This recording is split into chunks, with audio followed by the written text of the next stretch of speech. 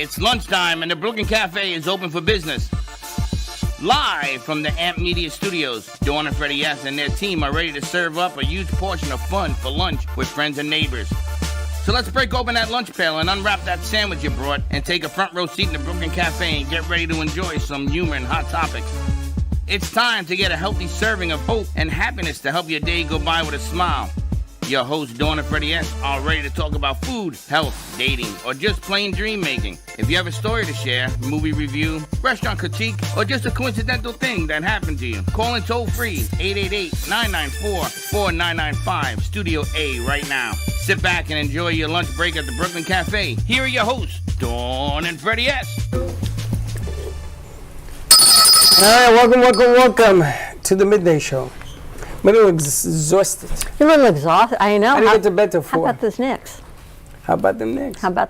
My building went crazy. I guess At everybody 4 was a.m.? screaming. And they were up for a while. But I think everybody was in shock more than anything else. Because it was on to San Antonio 2-2. New series, let's begin this thing. The Alien was lights out. They were shooting bombs from everywhere. They set a record for half-court threes. It's just one of those things that you're looking at this thing unfold and you go, what the hell's going on? And the next thing you know, they got lucky, they got good, they got lucky, combination of both, and they won. I don't know. I looked at halftime. I went, But they can come back. And then I looked on the third quarter, and they got it to 15. And I thought, no, I got to go to bed. I got a long, early day tomorrow morning. And then I woke up, and I heard last 2 seconds, they won. Yeah. It's funny because it comes in stages. You got the Knicks players that are there. Those guys couldn't get it done, and they're there. And then you got youngins that don't know what the Knicks were back in the day. But mom and dad, like my son Freddie, he couldn't shut up. I says, bro, go to sleep already. He says, no, I want to buy every jersey. Huge accomplishment. And so congratulations. But then you have us, who've been waiting 53 years. The fans. Yeah, and if you think about what you've waited for 53 years, thinking you're going to win every year just to get disappointed. The fans. So congratulations. Maybe one more game, maybe. Don't even start with that. Don't. Ain't there nothing done. It should have been, we should be 2-2 right now. I got to tip my hat. They did not quit. When most people would have said, hang it up, let's go home, put in the third and fourth stringers, they didn't do that. Perseverance. They knew that if they lost that game, I think the Knicks knew going to San Antonio, they would have been down 3-2. And that was unfortunate. But listen, we move on. We enjoyed today, we enjoyed tomorrow, back to it on Saturday. And the funny thing is I'm going to be at the movies on Saturday when they play, because I thought this was done. See that? So now I got to go to the movie theater. You know what I did, right? Don't put your horse before your cart or cart before your horse, Yeah, whatever it is. I took a seat to the left, way in the back. I'm seeing the Alien movie, Spielberg, whatever. It's at 12 o'clock at night. So I'm going to be like this, I'm going to be like this, I'm going to be like this.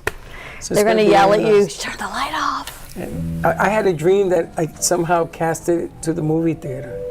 Everybody was like, yo, you know what, leave this on. So we'll see. It's going to be fun. We'll see what happens. All right. So busy morning. We have a huge thank you to Danielle Boujon. She's been doing our headshots for 8 years. We met her back at our old studio up in Delray. And she did some more today. She got the whole crew. The website's being updated. And she is the best. 8 years later, she's still doing her thing. She barks like a dog now, but it's a good way to get attention. She's Spider-Woman. Remember we used to call her Spider-Woman? Because when we went down to see the Panthers play the Rangers, and we did a show down there, and she was taking the pictures, and she was jumping on the furniture. And the cops came over and says, yo, if you do it again, I'm going to arrest you. She went, okay, and she jumped back up on the table. No, she waited. And when the guy left the room, she's all over the furniture again. But it was so great. So she's got some headshots of our leadership team, the crew, the interns in the studio, and of course, she's going to edit us up a little bit. She's very good. The posters you see. By the time she's done with you, you may be in a white shirt and a blue hat, and I may have a beard. You may have a beard. We may look a whole lot better as whatever she does. So if you need headshots or photography, event photography, pregnancy photography, contact Danielle Boujon. Yeah, she's the best in the business. All right, so we got a nice show lined up. I wasn't even sure we were having a show today, but Eli Marcus contacted you and said he had a great guest, and so we said, absolutely, let's do it. So this is exciting. I'm going to let Eli do it, but it's a new movie, documentary, The Kid Officer, that is going to do some special showings this week, starting Friday till next week at Movies of Delray and Movies of Lake Worth, as it happens to be. So we've got John Rokosny with us and Andrea Redman of The Kid Officer. So Eli, welcome. Well, it's always a pleasure to be in your company. It's a pleasure to have you. We haven't seen you in a little while. So Yeah, where have I been? I don't know where you've been. You've been doing your thing. I know Lawrence has his big birthday celebration tonight at Movies of Delray. Lawrence got to tell us airing his movie. We were invited, but it's Thursday night. I know we're here late. Yes. Yes, we're here till 8 o'clock. So exciting stuff. And then you've got these incredible guests. It's a documentary week, you know? Got two in 1 week. It's really nice, and it's Yeah. kind of serendipitous, as they say, because the Steven Spielberg movie is coming out. It's really coming out tomorrow in our today in our theaters. Yeah. It says tomorrow, but it's really coming out But today. it's sold out already. It's craziness. But we've got John and Adriette, and you guys work for the Shoah Foundation, and this whole project, The Kid Officer, has just grown from that. Yes, we started to work for the Shoah Foundation, which is Steven Spielberg's organization that he started in 1994 when he was making Schindler's List. He started to get a lot of people coming up to him, sharing their stories, sharing their family stories about the Holocaust and their family members and their survivors and those who didn't survive. And so he decided to start the Shoah Foundation to start recording and archiving all the stories of survivors. And we made a film a few years ago called They Survived Together, which was another Holocaust film that people can see on Amazon Prime now, and we won an Emmy Award for that. And somebody from the Shoah Foundation, one of their board members, had seen that film and contacted us, and we started working for them. We've interviewed over 100 survivors in the last 3 years, and one of the first people we interviewed was this gentleman, Fred Bierman, who we were just so taken by him and by his story that on the drive home from the interview, we looked at each other and said, we got to make a movie about this guy. And we called him and his daughter back up the next day and said, can we come meet with you?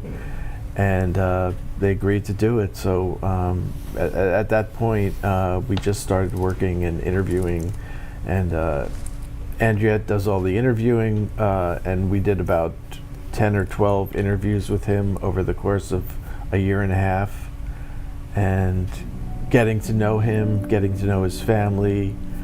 With these kind of films, documentary films that are so personal and have so much emotional impact, it's really important to become sort of another member of the family. You have to share meals together, you have to hang out socially, you have to really gain the trust. And Andrea's really great at making people feel relaxed during her interviews.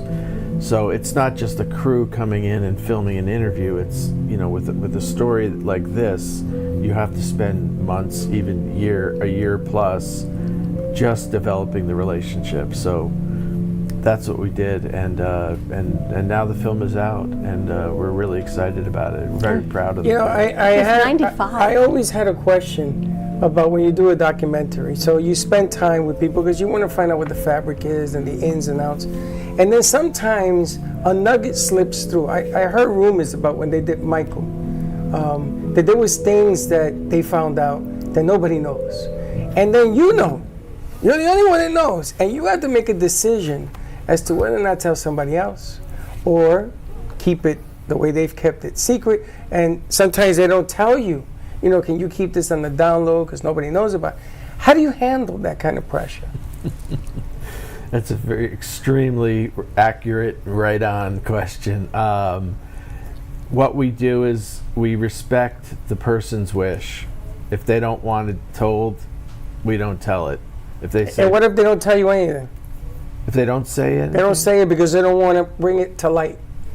Well, if it's on camera during an interview, It all goes. we'll use it. But if they say, can we just leave that part out, we'll respect that. So That must be difficult, right? Especially if it's really juicy. It's called integrity. It is. It nice. is. But there's a difference between saying it and then you interview them and they end up saying it themselves and you sort of have to correct. I mean, there's a lot of ways of doing it in the business.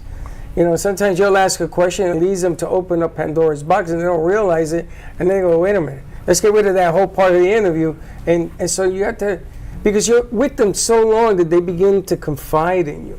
yeah. And they tell you things.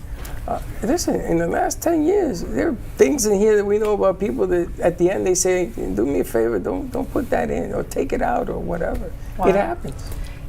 He didn't even tell his own family his story. Like 10 years ago, they didn't know. So until their grandson did a program for his bar mitzvah, and it was just to interview his grandfather.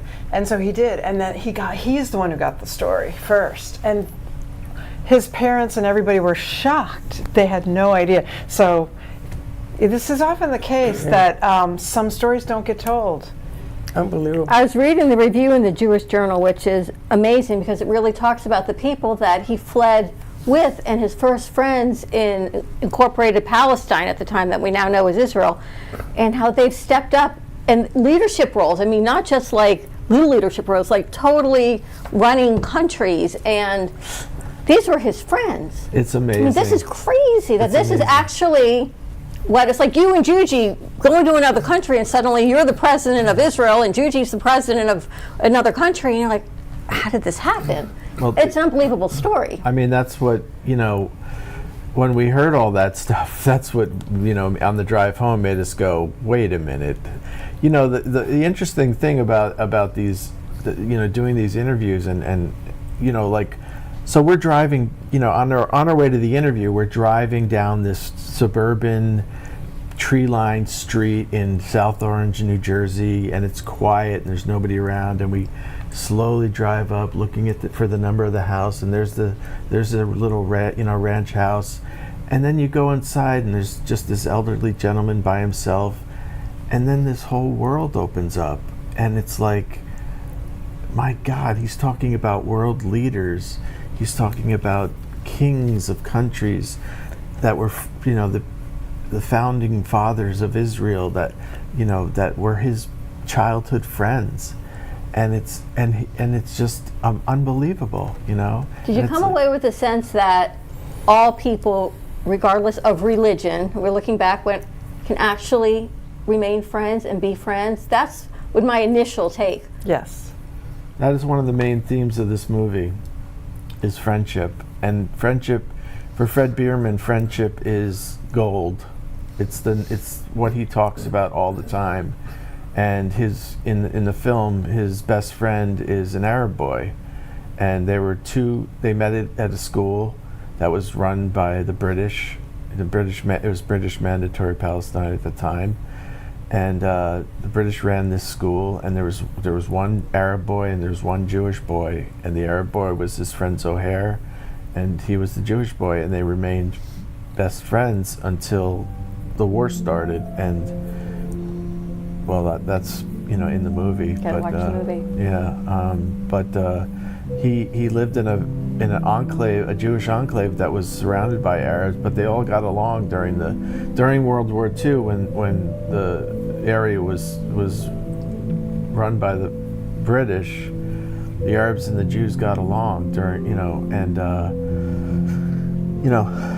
things just went bad when the British pulled out, and it was just a kind of chaotic situation. And the screening on this movie starts tomorrow, correct? Yes, tomorrow, Friday, June 12th. There's 4 shows a day at Movies of Delray and Movies of Lake Worth, excuse me. And it runs from tomorrow the 12th through Thursday the 18th. So we hope everybody can come down and see it. And we're going to do Q&As Friday, Saturday, and Sunday, 3 of the screenings each day. That's incredible. How far is your reach that you're putting the movie out to? Sorry? How far? In Florida, it's those 2 theaters, but throughout the country, where else are you screening? Well, we've been doing premieres. We did a premiere in New York, and then that theater did a couple more screenings because we sold out the premiere in New York. We did a premiere in Los Angeles at the Museum of Tolerance. We had a full house there, so we did another theater in LA. And in New Jersey, we did a premiere, and that sold out. So it's just the train is starting to move, and so slowly we're expanding. Well, everywhere you went, it's been successful. Did you expect that kind of reception? I mean, this must be a tough piece to get ready for, because you might have gone in thinking one thing, come out with another thing, and then you have to mix it so that everybody enjoys it, and apparently everybody loves it. Expected this kind of response, or are you a little... Oh my God, we started this film before October 7th, and due to the subject matter, the whole making of the film, I was like, what are we doing? This is such a hot button topic, and we stayed the course. We said we're going to make this film, and we're staying true to the Fred Bierman story. There's no agenda here. This isn't a propaganda movie. This is historical facts. We've done tons of research. We have historians working on the newsreel stuff, and everything is like, we tried to make this as honest and as non-political as possible, as far as giving an agenda, and we've had success from people from both sides of the issue, let's say. Interesting. So that's been incredibly rewarding, that the understanding of what is important here is a coming of age movie. This man, Fred Bierman, he was 8 years old, saw Hitler face to face from the balcony of his home in Vienna, and then made this journey across Europe into going to Palestine, and then, landing in this situation as a young teen and having to make this decision because he saw Holocaust survivors coming off the boats when World War II ended, trying to get into Palestine, and they were being turned away. And at that young age, he knew that this, just instinctively, he knew that this was wrong. It wasn't anything he could, intellectually absorb. It was from his heart, Right. And so that's what drove him to have to become a man at that point. It's really a coming of age. It's. What did his family say? Imagine not knowing about your grandfather, who I think was a dentist or went into dentistry, right? And suddenly your kid goes, "Oh, Grandpa, can I ask you a few questions? I have to do my bar mitzvah project." And this story unfolds. His kids must have been, "Dad, why didn't you tell me?" And I've heard that a lot of Holocaust survivors don't share their story. Did he say why he hadn't until that point? Yeah. It's not a very clear answer why he didn't. Okay. A lot of Holocaust survivors, they don't want to share it because they don't want to relive it. Sure. Or they don't want to hurt their family members. They don't want their family members to suffer with those kind of memories. Yeah, I think he just wanted, to have a normal American life. Because he wasn't in the camps. They had escaped through Right. the system. Yeah, his was a whole different kind Different of story. story. Yeah, Incredible story. but The Nazis had taken everything away from their family, and that's when they realized they had to go. So, yeah. And more than just, more in addition to them being so surprised about his story,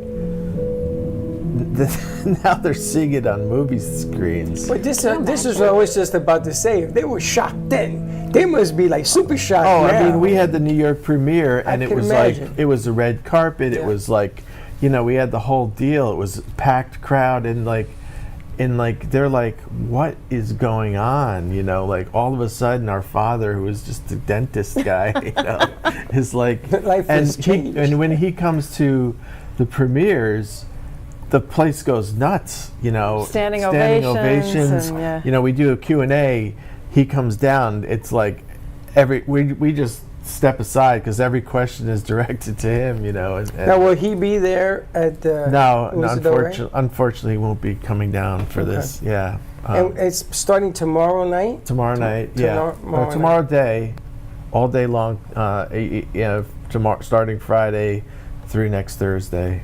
Yeah. I'm probably gonna go check it out. I love going to the Q&As at Movies of Delray. That's how we got Obsession and all those other. The Q&As will just be Friday, Saturday, and Sunday. Yeah, no, I'll probably go tomorrow. It'll probably be because there's a lot of stuff this agenda this weekend. But it's interesting. The story is interesting. It's fantastic. Did you learn anything that you didn't expect, Adriette? The most important thing is just how lovely Fred is as a person, as a human being, so deep and fun and capable, and I would say it's just mostly all about him and what makes him such a special person. Incredible. Thank you so much for sharing the story. We got to go out and try and see it this weekend. Yes. Or we take the crew one day next week. Okay, you gotta make up my mind. I got to make up your mind? Because I was getting tickets, and now you're telling me we're going with the crew next week, which you always do. Let's see what we can figure out. Hey, Eli, thank you so much. Well, thank you guys too Thank for, you. for, Thank you, for having us. Adriette. Thanks to Eli, who we've just become friends with, and he's an incredible networker and just a sweetheart of a man, and you guys seem like just such genuinely beautiful people. Thank you. Such a pleasure to meet you. Can I ask him one question? Of course. Because I think the people listening in will probably be thinking the same thing. Like, how'd you get the name The Kid Officer? Where did that come from? Well, he literally was 17 when he became a colonel in the Israeli army. So you know, it happens. You move up the ranks by your leader being killed. So in the Israeli army, the leaders go first. Unlike our system, the soldiers go in first, but in theirs, the leader goes in first, and so they get killed at a faster rate. So he kind of moved up that way. So by the time he was 17, he was leading his platoon. Wow. A story of Yeah. tolerance, which is so well needed right now. Timing is perfect. Yes, it's like I said, it's a story about friendship. Amazing. Thank you so much. Thank you. The Kid Thank Officer, you. check it out. John Movies of Rokosny and Adriette Redmond. Eli Marcus, thank you so much. Yes. The Kid Officer, Movies of Delray and Movies of Lake Worth. It'll be nice. The Q&As are always fun afterwards. It's always interesting to meet, people that are involved in the prepare for story. this is and the timing of it. I mean, I was actually going to ask that question. Thanks, Eli. I was going to go to the movies and ask them when they were on the set, because when they give you the mic, and because we know Michelle and her brother, and they see us, the mic always comes to us. I like to sit all the way at the end, but you want to have a good question. So thank you, Eli, for asking my question. Great story. Thank you so much. All right, we're going to take a quick commercial break. When we come back, we've got Scott Westcott joining us. We're going to be talking veterans, workout, health, wellness for everybody. More to come on the other side of this commercial break, and we'll be right back. Discover Rosie's Garden. The collection draws inspiration from the beautiful niece of the founder, Rosie, who brought joy to many before passing too soon. Her beauty and spirit are reflected in every piece. Founded by two friends, Rosie's Garden is a female-owned brand passionate about creating stunning, elegant jewelry that embodies the concept of bellissima, the Italian word for beautiful. With a philosophy rooted in grace and elegance, the brand crafts each piece of jewelry using only the finest materials, including 18-karat gold and the highest quality craftsmanship, ensuring that every piece is a true work of art.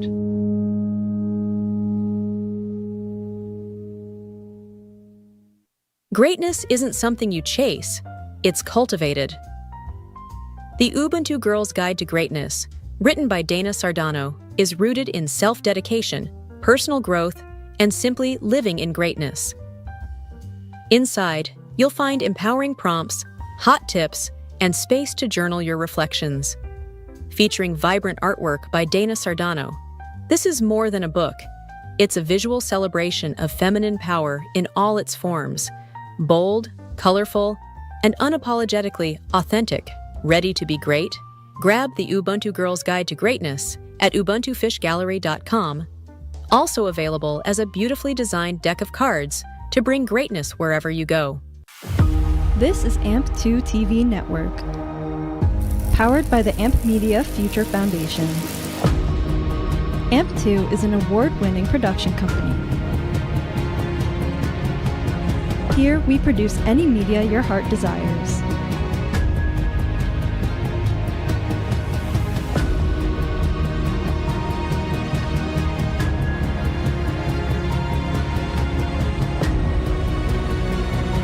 We produce films that make people emotional.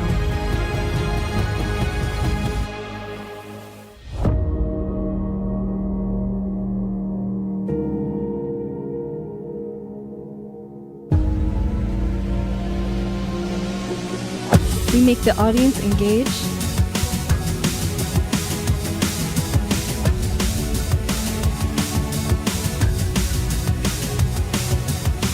We're innovative, eye-catching,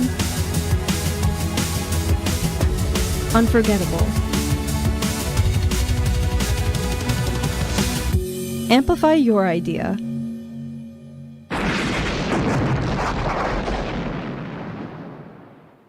Here at AMP2 TV.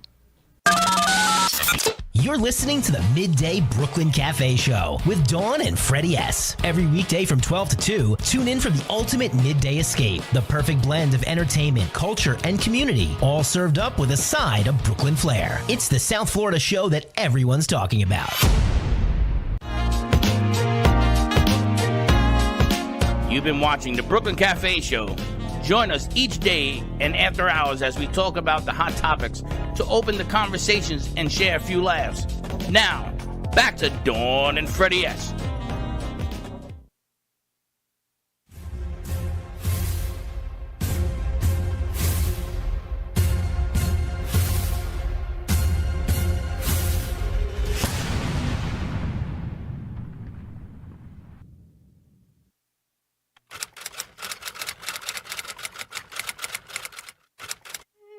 On this day, in 1748, Denmark adopts the characteristic Nordic cross flag, later taken up by all other Scandinavian countries. On this day, in 1882, nationalist riots break out in Alexandria, Egypt, directed against foreign domination. More than 50 Europeans are killed, including the British consul.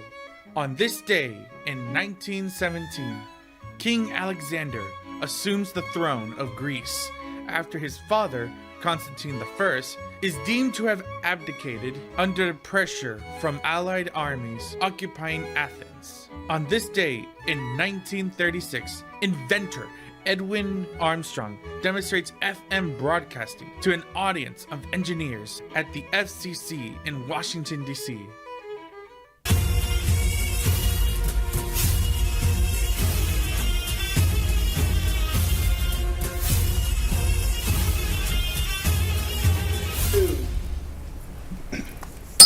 All right, we're back. So I guess we have to plan a trip. We have to check it out, but definitely check out this movie, The Kid Officer, movies of Delray, movies of Lake Worth, story of tolerance and friendship.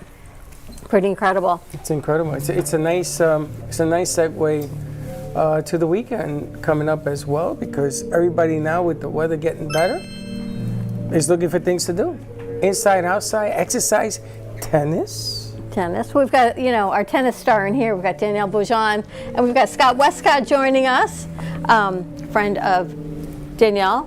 So let's check in. I know you had the pleasure of getting to talk to him a little bit. Yeah, Scott's been involved with a lot of professional athletes, a lot of school people, a lot of business people, executives that he's trying to get them in shape. And this he's built like a brick house, this guy. All right, Scott, welcome to the studio. Don, thank you very much, Freddie. Thank you very much. I'm going to tell you, I'm so honored to be here after that to watch that segment. Wasn't that amazing? That was amazing. My last name is Westcott, but my mom's side is Polish. And I had an interesting discussion with these guys about, I think we were of Jewish descent as well, and so we had a little discussion. So interesting, and I appreciate being here and having an opportunity to hear that. Interesting. Well, welcome. They must touch like a lot of, especially in Boca, they must touch a lot of lives, like what Scott is saying, family and things of that nature that has something to do with this movie. That's why I think it's going to be out of sight. I'm going to try to go catch it. I am definitely going to try to catch it. Well, tell us about what you do. You're a strength and conditioning coach. I am a strength and conditioning coach. I have been, I got started when I went to college and I played football. I was telling Freddie earlier, I shattered my wrist. Look at that wrist. I broke my wrist. Wow. And so I wasn't going to play anymore. And so the coaches came to me and said, why don't you get into coaching? And instead of, you're not going to play football anymore, and you're not going to be a professional football player, so get into coaching. So I was nearing my graduation, and so I went to graduate school and was a graduate assistant coach up at Syracuse University. And it was just interesting. I got involved in the strength and making athletes bigger, faster, and stronger. And then as I continued back at the University of Pittsburgh after I graduated from Syracuse, and I practiced law. When I went to graduate school, I got a law degree. I did not like law. I felt that I could do much better for people, bettering people's lives by being a fitness coach. And so that's how I got into it, because I coach these great athletes, and athletes have this mindset they're going to do whatever it takes to be great. You know, when I was at Pitt, Aaron Donald, James Conner, Tyler Boyd, they will do whatever it takes because they want to play in the NFL. But what I found when I was at Pittsburgh, I also coached these executives with Alcoa, Pittsburgh Plate Glass, PPG, the Heinz Corporation. And these gentlemen, as they get older, they want to be in shape, but they don't know how to be in shape. They have the tremendous mindset to be so successful in their business endeavors, but when it comes to fitness, they don't know how to do it. And what happens is, it's funny, I was telling these guys, all my clients, you spend a lot of money on financial advice, on estate advice, on legal advice, but you don't want to spend the time and money on fitness. And if you're going to build a house, who do you hire? An architect to lay the foundation, the blueprints to build that house. And most people I found don't want to hire that fitness architect. And so that's a big thing I'm trying to do now, is get people who are getting into the more mature age, late 40s, 50s, and 60s, get into top shape. I coach some athletes here in Delray, some tennis players, young, top tennis players. But I get more satisfaction, actually, because all athletes want to get better, stronger, be in shape. I get more satisfaction out of coaching someone who is just starting out and watching their progress getting in shape. And that's why I kind of wanted to retire. I moved down here from Pittsburgh, Pennsylvania, and I was going 2019, I was going to retire, take it easy. I'll turn 62 next week. And I was going to start taking it easy a little bit, but I can't do that. That's not my mindset. And I got involved with some tennis players, and I just got back into it. And I really enjoy, I love Florida, and I enjoy doing what I do. Well, the psychology of sports it's a real, that's a real coach. When I had 10 coaches, I let them do the physicality of it. He does both, but he's into the psychology behind doing what he's trying the body to teach. Because if you teach the mind to follow, the body will follow. And it's interesting because there aren't many people that I met in the business when I was coaching that understood this. They thought by being rigorous and getting them out there, and they used to pass out. And then these kids didn't want to play for this coach because they found them to be too tough. He strengthens the mentality of doing things, which is really unique. It's a lost art, really, for coaches. Well, it's motivation. You don't just train athletes, right? You would train people like us Absolutely. who just maybe not be in great shape, but we want to have longevity, play with our grandkids, functional fitness, that type of thing. You'll work with people like us. Functional athleticism, that's what I call it. Anybody, people ask me, I can never be in your shape. I said, why you can't? You just told yourself. When you use the word can't, automatically you cannot. You know, and so you're right. It's a psychology of winning. We're big on the psychology of winning, overcoming, being persistent. And you know, I was talking about this earlier with a couple of people, that consistency, show up every day. And my workouts, people ask me, how many hours a day do you work out? I work out in the gym 5 hours at the most. In a 5-hour workout. A day? No, a week. Oh. People ask, they think I work out 5 hours a day. But you can work out 5 hours a week and be in shape. Now, I may play tennis. You talk about Danielle, that's how I met her. I was coaching her in tennis a little bit, and she's actually doing very well. And I play tennis, I swim, I do other things. But in the gym lifting, all you need to do is 5 hours a week. That's all you need at a certain age. And you're exercising the mind of discipline. You know, that you can do it. If your mind tells you, yes, you can. What I love is that he says, you know, I'm not feeling good today. So a guy tells him that. I'm about 20%. So he says, give me 100% of 20. I love that. I love that because other people say, well, you got to fight through, you know, you got to get to 80 and all that. He doesn't do that. He works what he has. And again, he's using this to overcome this. I just love that approach. And that's the mindset we have to have. Think about it in your business. Some days you come in here, you have a cold, you're not feeling great, but you guys, I'm sure, give it 100% every day. You're in front of those cameras, and that's the mindset you have to have in the gym. And sometimes the best workouts are the workouts you don't want to go to, and you go, and it's amazing. And listen, I do this. This is my mind too. It's not something that I just make this up because I read about it. I live it. I work out with my clients. I coach a couple young athletes from Florida Atlantic, and I'm in the gym. I work out with them, and I make these young ladies do my workout, and they do the workout, and they love it. But you know, we talked about earlier about the can'ts. You can't. When you start saying can't, you can't do it.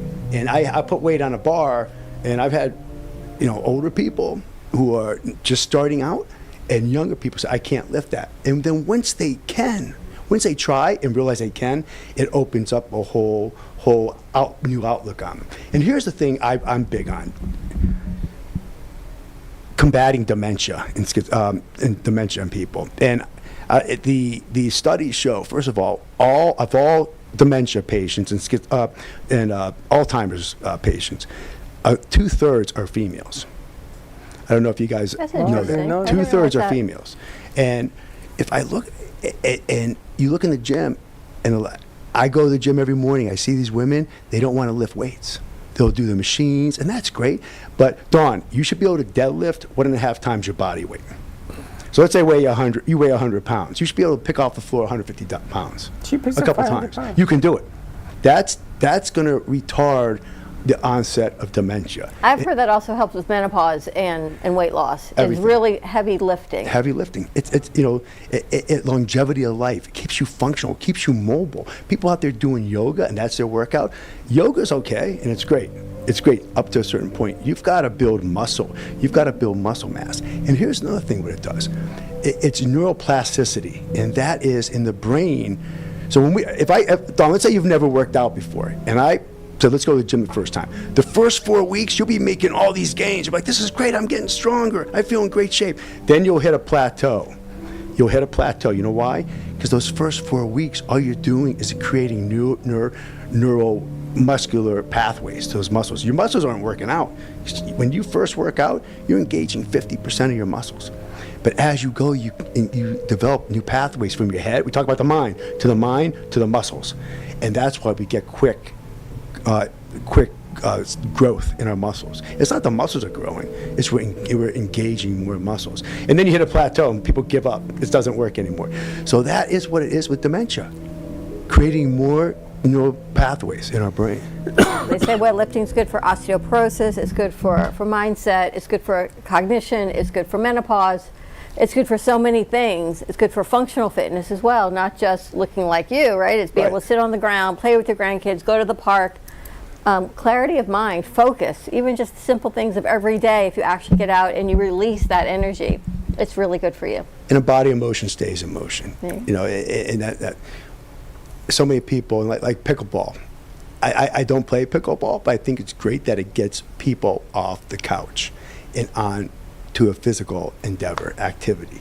Do I think it's a great, sport? It's fun. I played it a couple times. It's fun, but it's getting people out there, getting their heart rate up, getting them involved, and it's really getting involved and getting moving. That's more important than how much you bench press, how much you squat, how much weight you're doing. Get out there and just do it. Do you go to people's homes, or do they meet you at the gym? What's the best way to work with you? People are different. So some people have, community gyms at their condo complexes, their housing complexes. I'll go there. I have relationships with many gyms. I could go to those gyms if they're wherever is closer, or I go to their home. I have some clients who have means enough to build their gyms, and I'll build a gym with them and tell them what they need and what to get, and then I'll go to their house. Whatever's convenient, whatever makes it easier for them. Because this is tough until these guys and ladies get into, I want to do it every day. And it's hard. Starting a new behavior is difficult. And after about 2-3 months, and they see these gains, they're feeling better, their family members are saying, God, you look great. Then that becomes the incentive for them to keep going. But those first couple months, it's tough sometimes. But no, and then I have an app. What I do is this. The preferred method, if somebody wants me to train them a couple times a week, I will do that. That's fine. But what I do is train them and get them going in their movements. Like a deadlift. Deadlift's tough to do. A squat, I can't say everybody's going to do squats because it depends on your knees and your physicality. I will show them how to do it and stick with them. And then eventually they're going to leave the nest and they're going to use my app, and I'll train with them once a week or maybe once every 2 weeks. They will train with me to make sure they're doing the workout the correct way. So that's usually the best way to do it. Use my app, train on my app with my program that I'll put in for you every Sunday, and then I'll meet with you once every week or once every 2 weeks. So. What's the best way to reach out to you? It's the Westcott Way Elite, Westcott Way Fitness, Westcott_Way_Fitness is my Instagram, and then I could provide you with my Gmail account is Scott A. Westcott, my last name @gmail.com. But yeah, it's a lot of fun. I have fun with my clients. That's what it's all about. It's all about having fun, and once they're having fun, it's going to be a change in lifestyle. And once your lifestyle change, they're so much better for it. Fun and fitness. Give Scott a call. It's never too late to start. See? Maybe you want to start. I knew that was coming. Maybe you want to start. Maybe a Freddie training segment. A Freddie training. You know what? You don't have to look like Scott. You just maybe feel better. Maybe I will. I don't know. All right, Scott, thank you so much. You're welcome. Thank you for having me. You can definitely do it. There you go. Look, Freddie with weights. There you go. You already started. Wow, where'd you get that? Where'd you get that? Shirt and all. That's impressive, guys. Holy smoke.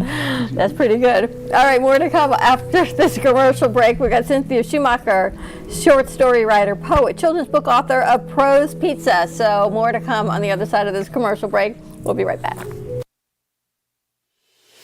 Our preschool team provides personalized education and therapy services that are specifically designed to meet the unique needs of our children.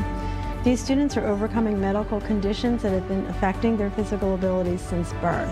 Our specialized teacher and therapists understand the critical role that occupational and physical therapy play in helping these young children to develop essential skills in their early education program.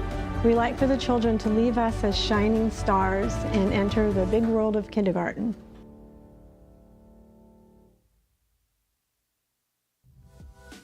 Welcome to La Mesa Cafe Bistro, where every cup has a story. From freshly brewed coffee to comforting, flavorful dishes, it's the perfect place to slow down and savor the moment. Open 8 a.m. to 4 p.m. from Tuesday to Saturday, and 9 a.m. to 2 p.m. on Sunday and Monday. Stop by and taste the difference at 48 Northeast 1st Avenue in Boca Raton. Looking for great coffee and a place to unwind? Come to Tiki Coffee and Desserts. We serve gourmet coffee made fresh, rich espresso, smooth lattes, and handcrafted specialty drinks made just the way you like them. Pair it with one of our delicious desserts, from creamy cheesecakes to fresh pastries and sweet treats made to satisfy every craving. No matter what you're in the mood for, you can trust that it's been prepared with care and quality ingredients. Enjoy a warm, welcoming atmosphere where our friendly staff make you feel right at home the moment you walk in. Whether you're meeting friends, taking a break, getting some work done, or simply treating yourself, Tiki Coffee and Desserts is the perfect stop. Don't miss out on an irresistible experience you'll want to come back to again and again. Tiki Coffee and Desserts, the hottest new coffee shop in Boca. At AM2TV, we don't just create content, we produce experiences. From concept to final cut, we bring your vision to life with cinematic quality and precision. Whether it's music videos, branded content, or live productions, we make it stand out. AM2TV, where your vision gets amplified. You're listening to the Midday Brooklyn Café Show with Dawn and Freddie S. Every weekday from 12 to 2, tune in for the ultimate midday escape. The perfect blend of entertainment, culture, and community, all served up with a side of Brooklyn flair. It's the South Florida show that everyone's talking about. You've been watching the Brooklyn Café Show.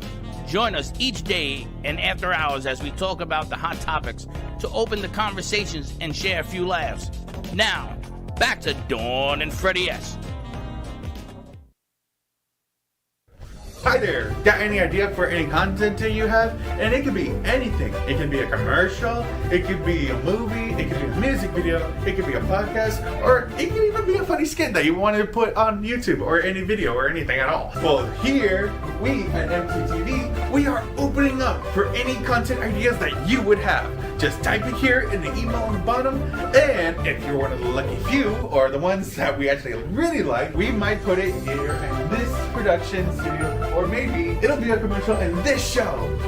What? Just go in the email right here below and type us your idea, and if it's good enough, we might put it up here at M2TV, where we amplify your content.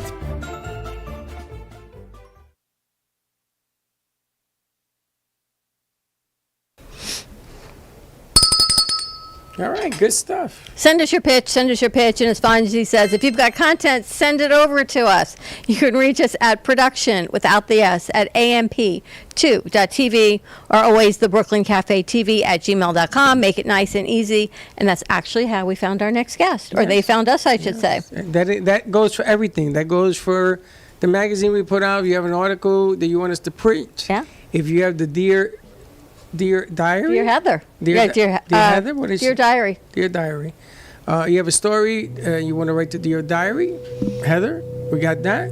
If you want to have pictures taken, photography, anything that sort, we got you covered.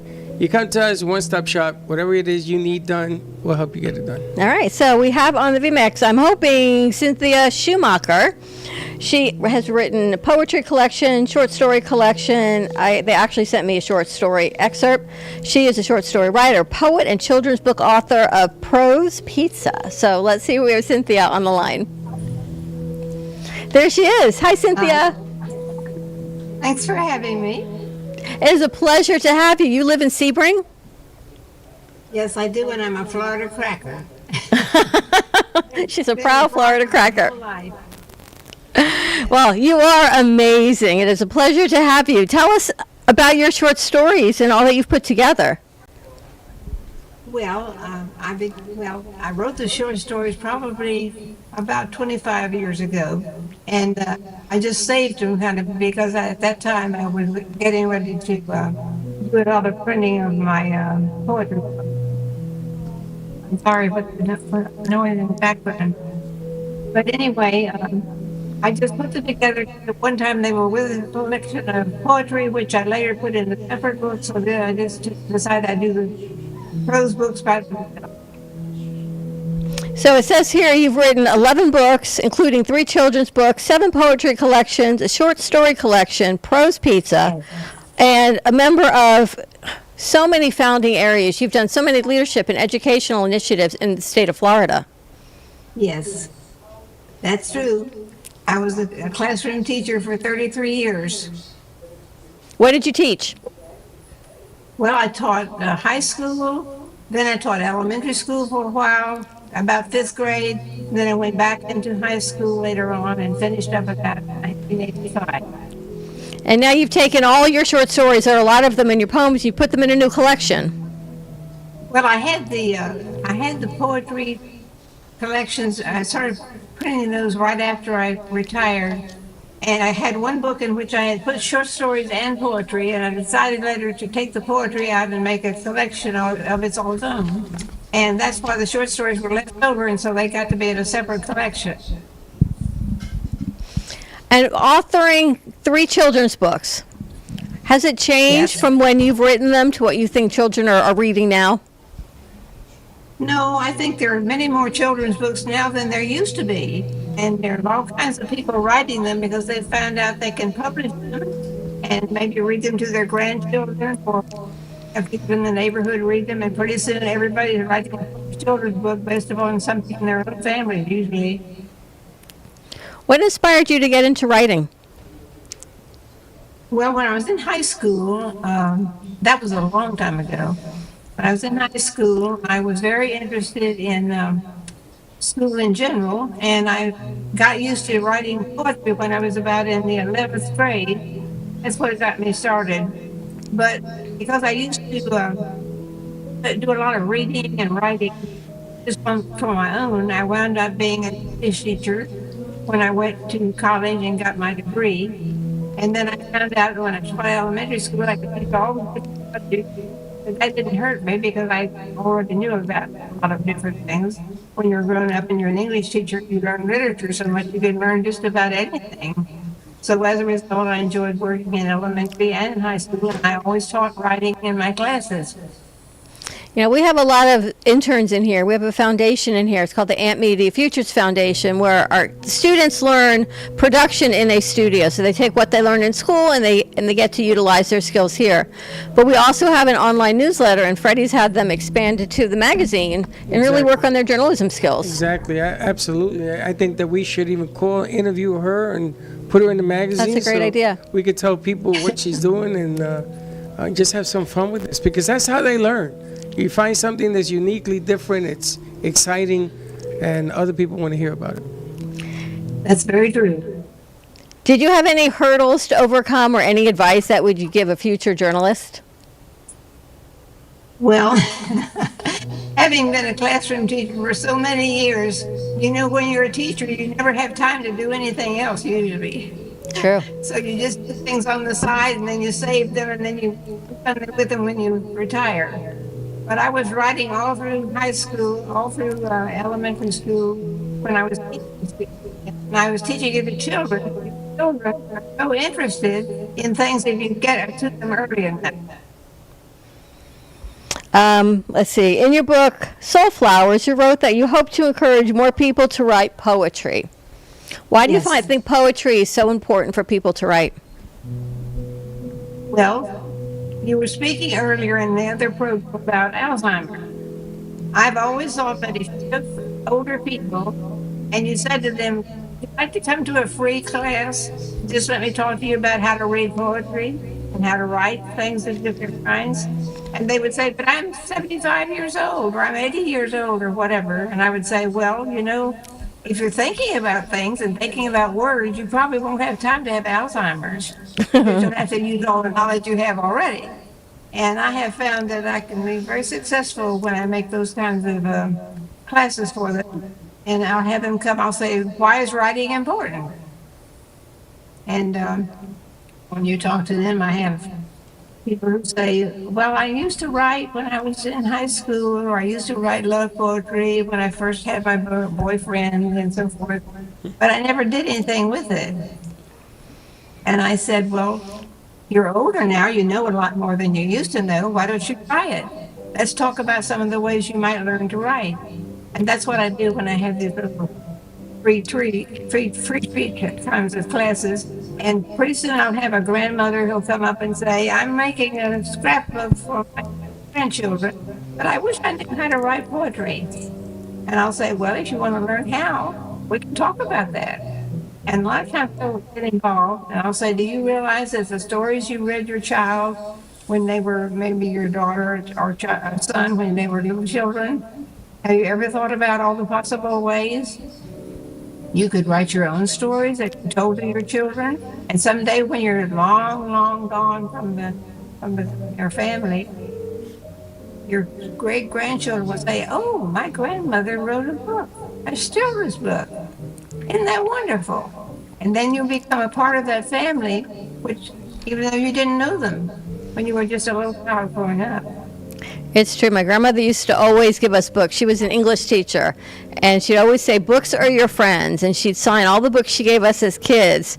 That it was for her and my grandfather, and it's passed down to me, to my kids, now to my grandchildren. That tangible book, there's something about touching it and feeling the paper that still makes a difference when you're reading and you're teaching the kids. Right. You're correct. Now, they tell me you're the ripe old age of 97? Well, soon I'll be 98. God bless you. Wow. Is that incredible? Wow. I never want to Well, say I it, but don't I'm like, they sent me that in your bio, and that's just remarkable. Well, I think it's because I didn't think about my age too much till I was older, and then I thought, well, it's kind of fun to be this age. And the people are trying to, the people that say, oh, it's 30, I'm 39, I'm going to be 40. I said, well, that's not too bad, that's halfway. But if you're interested in different kinds of things, there's simply no way you're not going to be unbored, I'll put it that way. You're going to have fun with things, and you like to learn new things all the time. So what's the secret to longevity? Is it writing, learning, poetry? What do you think? I think that's part of it, but of course it helps if you have the longevity gene. Obviously in your family it helps a little bit if you do. But whenever you keep doing things and you keep finding interesting ways to learn things, and when you stop trying to just live and you say, well, I ought to talk to these young people to see how they think about things. As long as you're interested in younger people, you may be able to interest them in listening to what you have to say, and you can learn a lot from them. Incredible. How do people get your books and find your poetry? Well, I think you can probably buy anything that was printed since 2007 would be on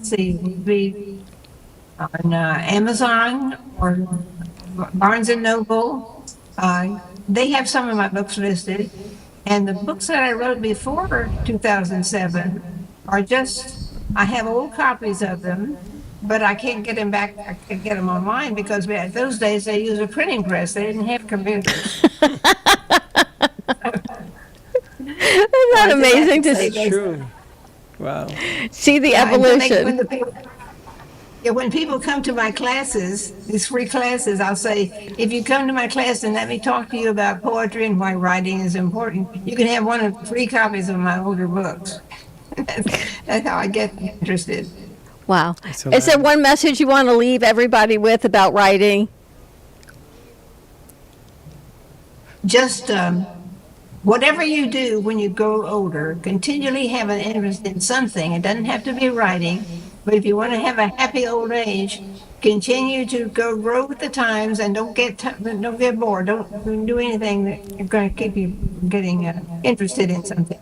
And learn as much as you can about everything, because everything new gives you more information to think about. You're incredible. God bless you. Almost 98. When's your birthday? September the 24th. Wow, amazing. Thank you so much for joining us. Cynthia Schumacher, Pro's Pizza. Check out all her books online on Amazon and check out this interview. You're incredible. Thank you so much. Thank you for having me. I appreciate it. It has been an absolute pleasure to meet you. All right, more to come on the other side of this break. The intern corner it is. Okay. Thank you.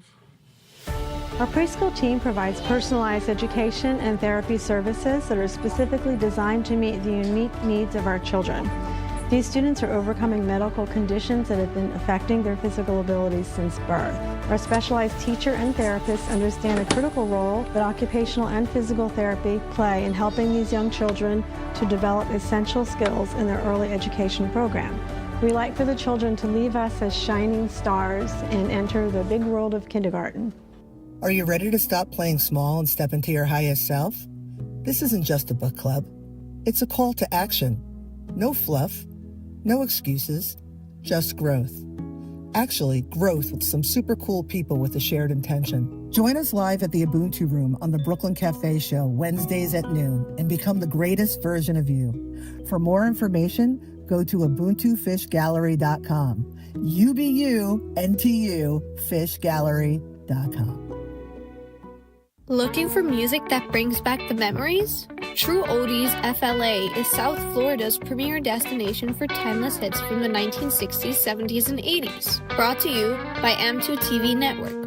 Broadcasting across multiple FM and HD stations, including 95.3 FM in Delray Beach and Boca Raton, 95.9 FM in Palm Beach County, 96.9 FM in Broward County and North Miami-Dade, and 106.9 FM on the Treasure Coast. True Oldies, FLA. Feel good music that spans generations.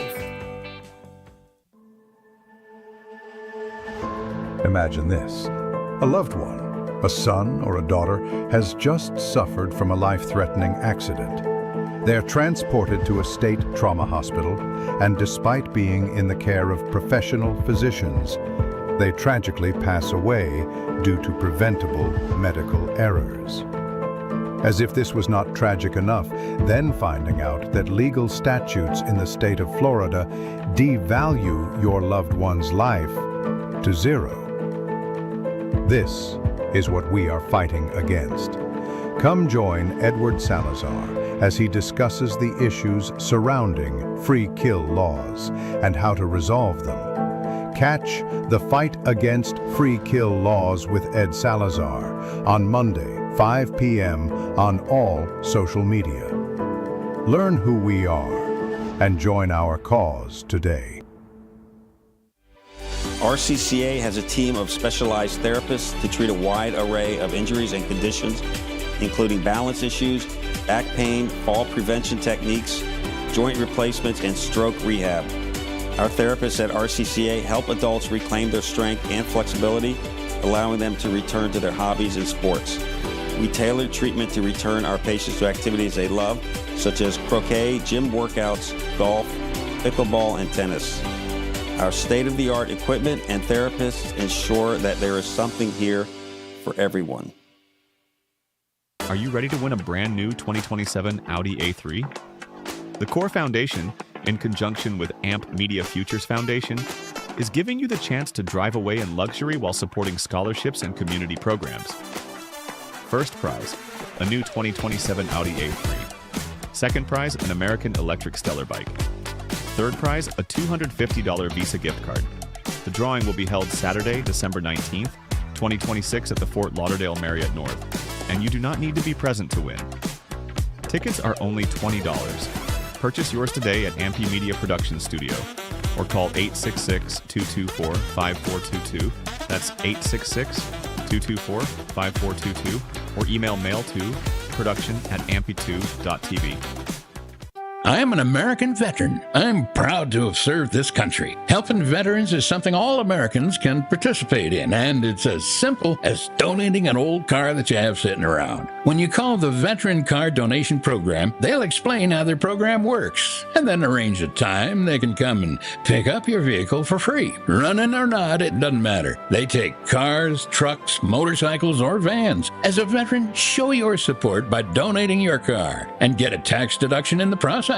Call the Veteran Car Donation Program right now. They'll come and pick your car up for free, and you'll get a tax deduction in the process. Call the number we're about to give you right now. Thank you, and God bless America. 800-378-3816. 800-378-3816.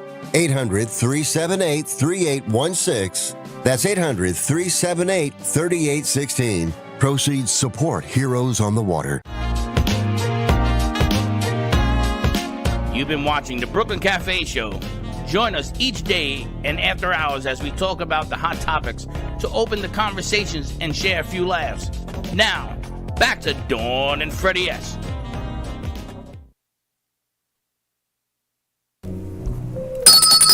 All right, we're back. The man with 1,000 hats. I gotta tell you something. Going to sleep at 4 o'clock in the morning does have its disadvantages. You're a little tired? A little bit. But nice show today. A good show. I'm gonna end it up with the intern corner. The intern corner, and it's interesting because I go in there now, and I say, "What are you working on?" And they say, "I'm working on this." I go, "Okay, come tell us." Amazing. Got to get them before they leave. So we've got 'Cause Victoria and Abdullah here, and you saw Alfonso's piece on sending us content. Send us content, because that is how we met Cynthia, and that's how we met the kid officer. People sending content, sending us their ideas, and that's how we get to reach out more into the community, to reach to you, our viewers, and our listeners of things that are really happening around town. Next week, I think we've got the cast of Cats coming in, so more to come with that. I gotta tell you, Fonzie's getting his own groupies. We got Glazed and Fueled coming in for donuts. Fonzie's got his own groupies. Yeah. Fonzie's getting better and better. He's getting his own groupies. Yesterday, you did a piece that reminded me of a character named Crazy Eddies from back in the day. Crazy Eddies ended up leaving the country because they wanted him for tax evasion. They caught him in Israel, actually. But before that, he was the numero uno guy, that his own commercials, just like you did yesterday about the content creation piece, which was amazing. And then you had the Holidays to 3, which is still going up north in numbers. It's just on and on and on what this guy does. Pretty incredible. Even when the day's gone. Yes. Oh, wow. Do we have someone on board, Andrew? Me. We're not going to roll an intro until we get Andrew Well, we back have on to board. wait till you guess it, but it's just a compliment to be able to see you guys work, and not because with the Knicks or anything else about what happened yesterday, but the coach that went in there last night, and he talked about, you have no idea what it feels like to be with a group of men who did not quit on themselves or me. And they went there even when there was no time left and they won that game at a sheer will of man. And we talked about this over the years. And you don't have any idea of how proud I am of this group of people, because of what they've done and how they come about doing it. And they don't know yet how proud I am of them. But we're going to keep doing this, and we're going to keep doing this, and by the end of the summer, you're going to know who they are by either their name or their nickname. So, why don't we... DFQ. Yeah, that's right. DFQ, baby. All right, so it's time for the Interns Corner. Meet the interns that are here in the studio today. They're daily, some are on a rotating basis. So let's roll their intro.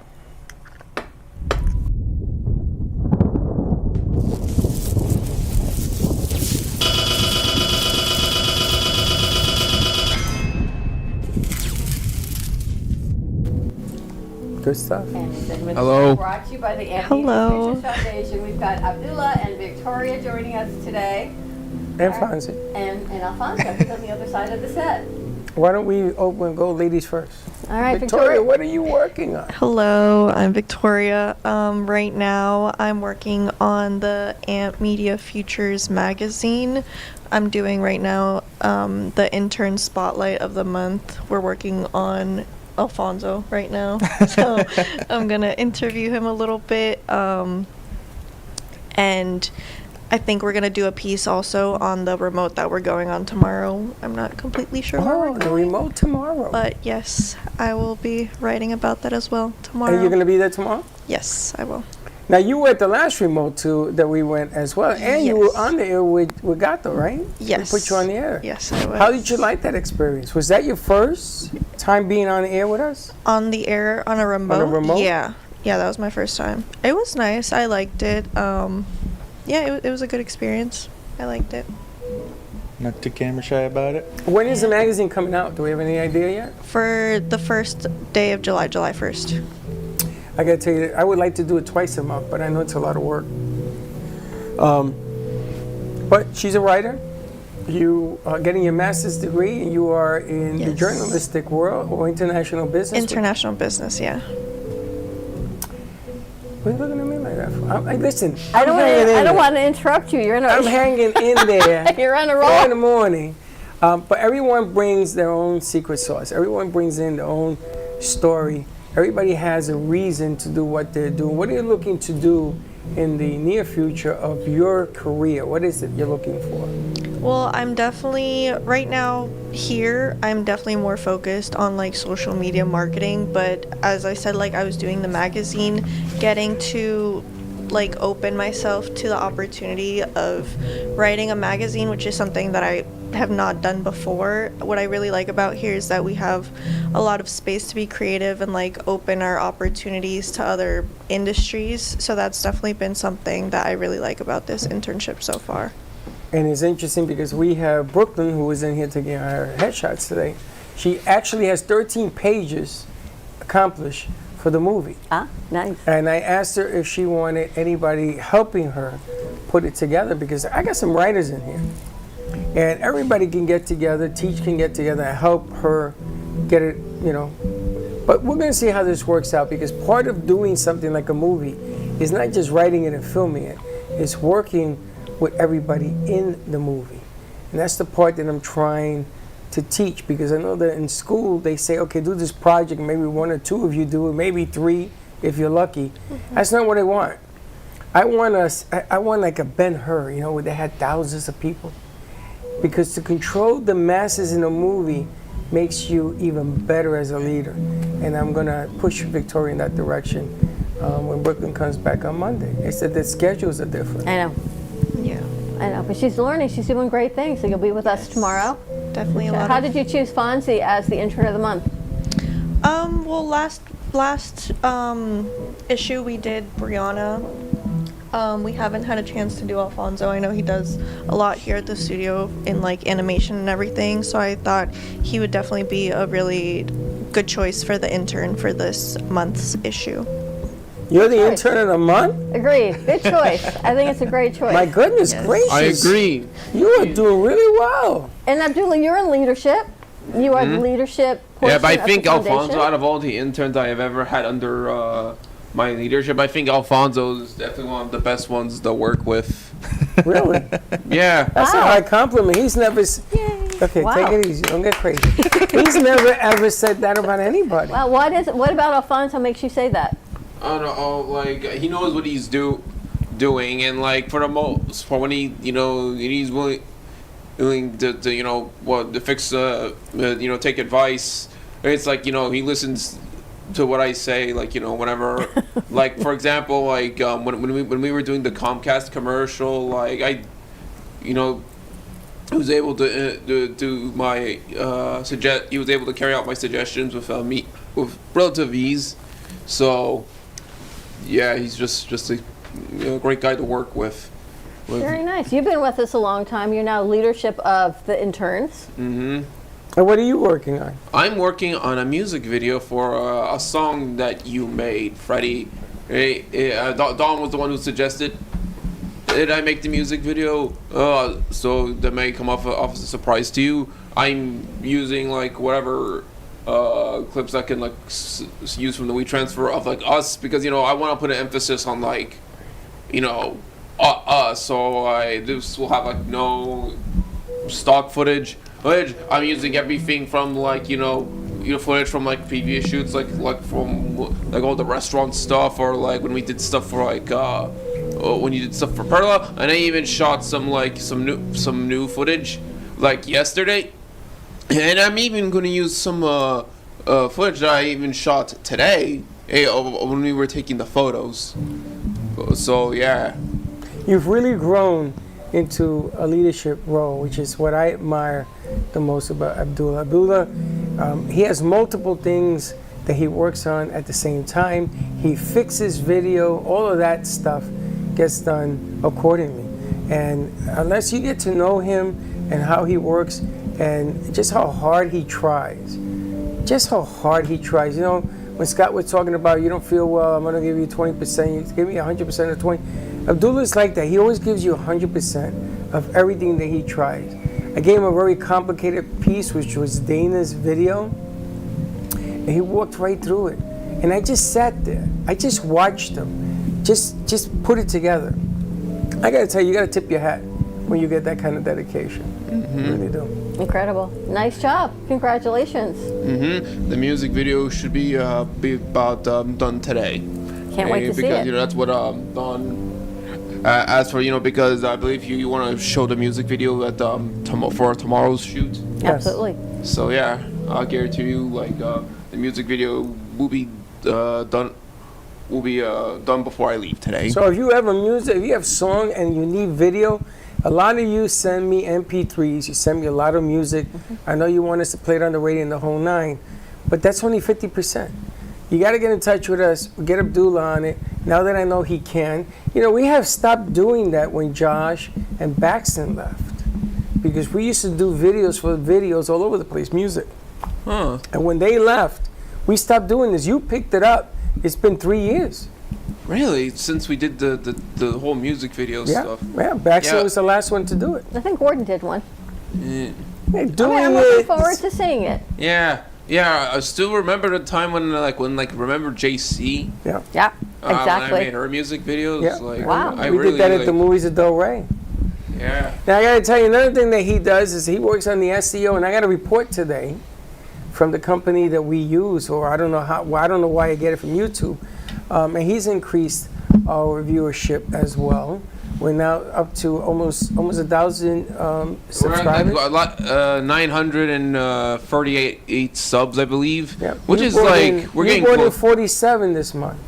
Wait, we're at 947? No, you brought in 47 from last month to this month, and the viewership numbers are up.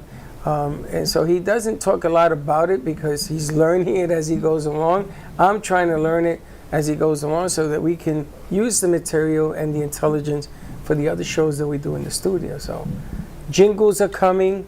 We're going to start doing, now that I know you could do videos, I'm going to get together with you to do some videos. I'm going to see if Victoria will help me write them. So we're going to use all the different aspects in here before we get to the Mr. Fonzie, the animator. Terrific. Thank you, Abdullah. Nice job, Victoria. Amazing. Fonzie, what are you working on next? Oh, wow. Wow, I did a lot of videos here, and right now I want to focus more on the animation. In fact, I finished the comic cover, and there should be an image up. Right there you go.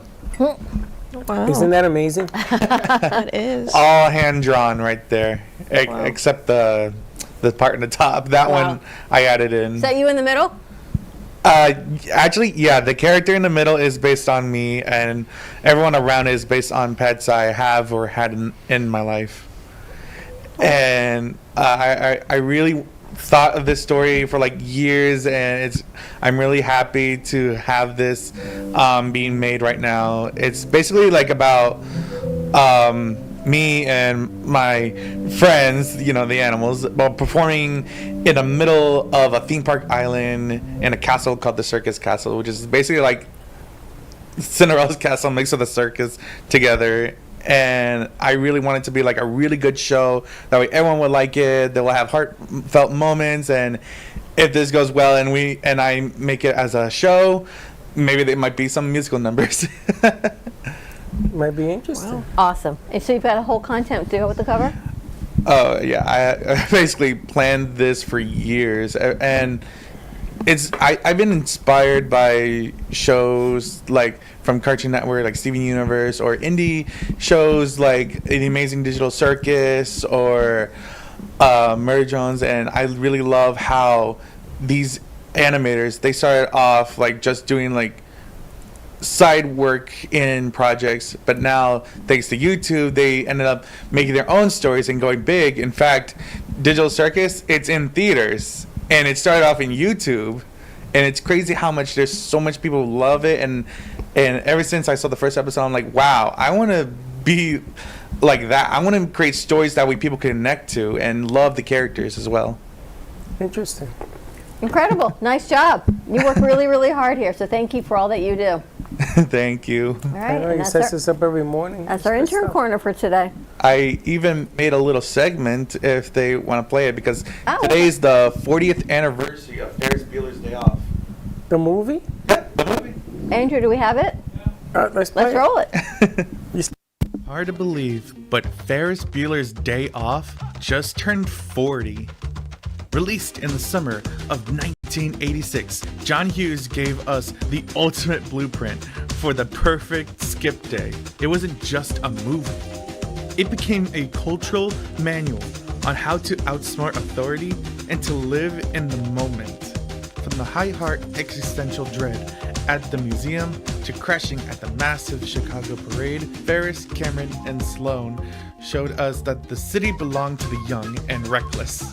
4 decades later, the lines still hit perfectly, the fashion is still copied, and the dream of the ultimate day off is more relatable than ever in our non-stop digital world. So today, go watch Ferris Bueller's Day Off, because, as we all know, life moves pretty fast.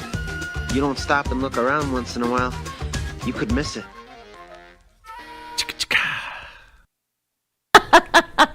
Have you seen the movie? Of course. I've seen it. It's an icon. 1986. I graduated high school in 1985, so totally. I seen that movie. You were already married, about probably. 20 times. Did you? About 20 times. Impressive about the video that Alfonso made there was that, like, at first I thought he was just using like the trailer or something, but no, he actually took, you know, multiple clips and actually like cut around to make his own montage, which is actually a quite creative way to get around the copyright censors, if you ask me. But other than that, it was actually, yeah, it's actually quite creative. You actually went out of your way to make your own montage. But hey, I've seen this movie many times. I know which is the best scenes, so I basically get the bits that I like and then just put it together. I was looking for the part where he was running. He goes through the pool, and the 2 girls are sitting in the chair. And he runs, and he comes back. I wanted to put that in, but I feel like no, I was waiting for that. That's pushing it. I was waiting for it because she would have got the 2 bikinis. He came back and said, "How you doing?" And he ran again. I wanted to put that in that one running scene, but I feel like, no, am I pushing it? No, I think it'll be bad to put in women in bikinis like that. Yeah, I'm with Alfonso. Yeah, you're always with Alfonso. You got to do a little, you know, the edge. The edge. Nice job, Fonzie. Nice job, you guys. Thank you. Heather's working on our website. She's locked in over there. Logo creation. She looks like she's in an igloo. They do it all in over here. So send us your ideas. If we can help you in any way, just let us know. You can give us a call always at 888-994-4995, Studio A, or email us at production@amp2.tv. And where are we going tomorrow? Tomorrow we're going to the Upper Room in West Palm Beach. It's a new coffee shop that opened. It's a place for community gatherings, coffee, healing, and just a place to sit in peace. It'll be fun. It's nice. There's a little stage up there. They got a lot of stuff. You got music coming? Not yet. Victoria's going to be singing her debut song. Oh, goodness. You're going to lip sync it. All right. On that note, have a great afternoon, everyone. Stay safe. Be kind to each other. Thank you to Danielle Boujon. Thank you to Sharon Acey, who came and did hair and makeup for me at 7:30 this morning. And I got pictures, which you'll see tomorrow. And you got if you tune in. pictures. So I've been here. It's been a long day. Long day. But have a great day. We'll see you tomorrow, 9 a.m. drive time. And don't be late. Bye-bye.